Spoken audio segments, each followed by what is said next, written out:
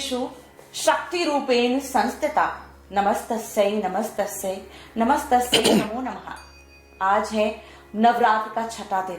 माँ के कौन से स्वरूप की पूजा होती है और कैसे करने चाहिए ये पूजन, इसके लिए हमारे साथ स्टूडियो में मौजूद पंडित जी, उनसे हम जानेंगे कि माँ के आज वाले स्वरूप के पूजन में क्या कुछ हमें करना चाहिए, किस चीज का ध्यान रखना चाहिए ताकि माँ की कृपा हम पर सदैव बनी रहे। जी पंडित जी, बहुत बहुत स्वागत है आपका। नमस्कार। खष्टम कात्यायनी छठे रूप में आज नवरात्र का छठा दिन, माँ कात्यायनी का पूजन करना चाहिए। कात्यायनी की कृपा से ही साधना में हम लीन हो सकते हैं और साधनाएं हमारी तभी सिद्ध होंगी जब कात्यायनी की कृपा होगी।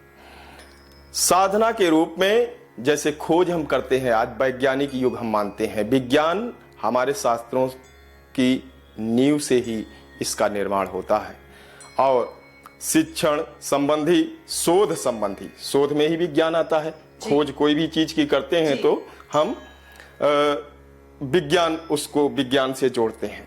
तो खोज तभी हो पाएगी जब कात्यायनी की कृपा होगी। माँ कात्यायनी का नाम कात्यायनी तब पड़ा, कात्यायन ऋषि के आश्रम में कात्यायनी माँ रहती थी और यहीं पे उन्होंने साधना की और साधना उनकी सिद्ध हुई, इसलिए उनका नाम कात्यायनी रखा। यानी कि कंसंट्रेशन पावर अगर आप अपनी बढ़ाना चाहते हैं तो माँ कात्यायनी के पूजन से उसमें वृद्धि होती है। कात्यायनी का पूजन करें।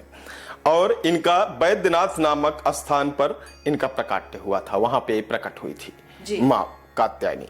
और विशेष रूप से जिन कन्याओं का विवाह नहीं हो रहा है, जिनकी बेटियों का विवाह में विलंब हो रहा है, जिनकी बेटियों के कुंडली में गुरु ग्रह कमजोर है, उन्हें इस दिन गुरु का पूजन करें। उनके विवाह में जो विलंब हो रहा है वो शीघ्र उनका विवाह होगा।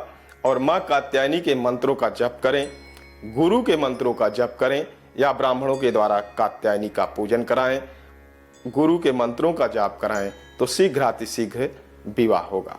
और जिन कन्याओं के वैवाहिक जीवन में प्रॉब्लम है, समस्या है किसी भी प्रकार की, तो उनको भी कात्यायनी का पूजन करना चाहिए। गुरु का विशेष रूप से पूजन करें। तो गृहस्थ जीवन के सुख के लिए माँ कात्यायनी का पूजन करें तो जरूर माँ की जो है कृपा आप पर बनेगी। जी। खान पान की सामग्री की अगर बात करें, क्या कुछ अर्पित करें जिसके चलते माँ कात्यायनी की कृपा आप पर सदैव बनी रहे? मधु का भोग लगाएं।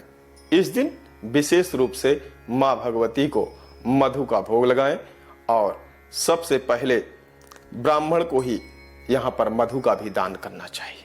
जो भोग लगाएं प्रसाद रूप में अपने माता पिता, दादा दादी या विशेष रूप से अगर ब्राह्मण उपलब्ध है तो ब्राह्मण को उस प्रसाद को वितरित करें। जी, हम माँ के 9 स्वरूपों की बात कर रहे हैं। माँ के छठे स्वरूप की आज हमने बात करी। छठों दिन जब भी हमने पंडित जी से ये जानने की कोशिश की कि पंडित जी खान पान के लिए हम माँ को क्या अर्पित करें जिसके चलते माँ की कृपा हम पर सदैव बनी रहे, तो पंडित जी ने एक बात जरूर कही कि आप अगर ब्राह्मण को दान करते हैं और ब्राह्मण के बाद अपने बड़े बुजुर्गों को, तो माँ की कृपा आप पर सदैव बनी रहती है।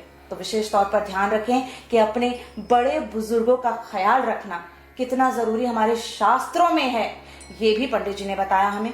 तो हमारी इस खास पेशकश में फिलहाल इतना ही। बाकी खबरों के लिए आप देखते रहिए ABNN। जी, नमस्कार। नमस्कार।